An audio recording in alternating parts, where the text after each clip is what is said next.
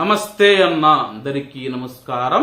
Kuwait ఇళ్లల్లో పనిచేస్తూ ఉన్న ప్రవాస మహిళలు ఎవరైతే ఉన్నారో కువైట్ యజమానుల చేత హింసించబడుతూ ఉన్నారు.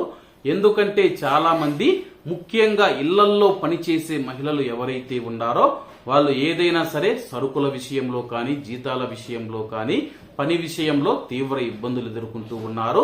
ఇళ్లల్లో పని చేస్తూ ఉన్న మహిళలు ఎవరైతే ఉన్నారో వాళ్ళు తెల్లవారుజామున లేస్తే రాత్రి 1-2 అవుతుంది పనుకునేటప్పటికి.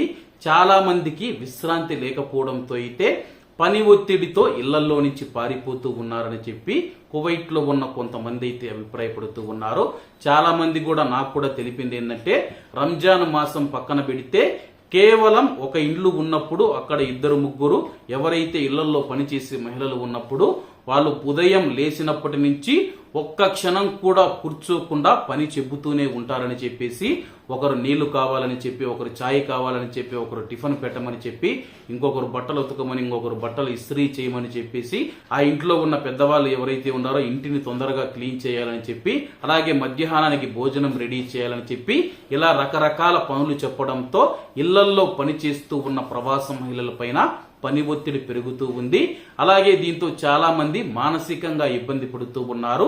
ఎందుకంటే వాళ్ళ ఇంటి దగ్గర ఉన్న పరిస్థితులను వాళ్ళు ఆలోచించుకొని మేము ఇక్కడ గాని కష్టపడకపోతే ఇండియాలో ఉన్న మా యొక్క కుటుంబం ఇబ్బంది పడుతూ ఉందని చెప్పి ఎన్ని కష్టాలు ఉన్నా సరే పని చేస్తూ ఉన్న ప్రతి ఒక్క భారతీయ మహిళకు, ప్రవాస మహిళలు ఎవరైతే ఇళ్లలో పనిచేసే వాళ్ళు ఉన్నారో వాళ్ళందరికీ నమస్కారం అమ్మా.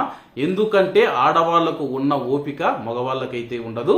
ఎందుకంటే చాలా మంది మా ఇంట్లో పని మనుషులు అలా ఇలా అని చెప్పేస్తూ ఉంటారు. కానీ చాలా మంది కువైటీ మహిళలు ప్రవాస మహిళలను ఆ పని చేయి ఈ పని చేయి అని చెప్పి జీతం ఇలేదా అని చెప్పేసి నానాకు మాటలు అంటూ పని చేసుకుంటూ ఉన్నారు. కానీ అవన్నీ బరాయించి తమ యొక్క కుటుంబం కోసం పనిచేస్తూ ఉన్న నిజంగా ప్రవాస మహిళలు చాలా గ్రేట్ అన్న. కొంతమంది అయితే తమ యొక్క భర్తలకు బాగోలేకనో, కొంతమంది తమ యొక్క భర్త మంచం మీద పడిపోయాడన్నా, ఆయన మంచం మీద పడిపోవడంతో కాళ్ళు చేతులు పడిపోవడంతో ఏ ఆధారం లేకపోవడంతో నేను కువైట్ లో వచ్చి కష్టపడుతూ ఉన్నాను, నా యొక్క పిల్లల భవిష్యత్తు కోసం నేను కష్టపడుతూ ఉన్నాను. కానీ కొంతమంది వల్ల ప్రవాస మహిళలు భారతీయ మహిళలందరికీ చెడ్డ పేరు వస్తుందని చెప్పి ఒక ఆమె అయితే తెలపడం జరిగింది. ఏది ఏమైనా సరే ఏ రంగంలో చూసుకున్నా సరే అన్న చెడ్డవాళ్ళు అనేవారు ఉంటారు. దానివల్ల ఆ యొక్క రంగానికి మొత్తం చెడ్డ పేరును ఆపాదించడం మంచిది కాదు. కాబట్టి అందరూ జాగ్రత్తగా ఉండాలని కోరుకుంటూ, భారతీయులు అనే వాళ్ళు ఎక్కడ ఉన్నా సరే ఐకమత్యంతో ముందుకు సాగాలని కోరుకుంటూ, అందరూ బాగుండాలి, అందులో మనం ఉండాలి. అందరికీ నమస్తే అన్న. జై హింద్.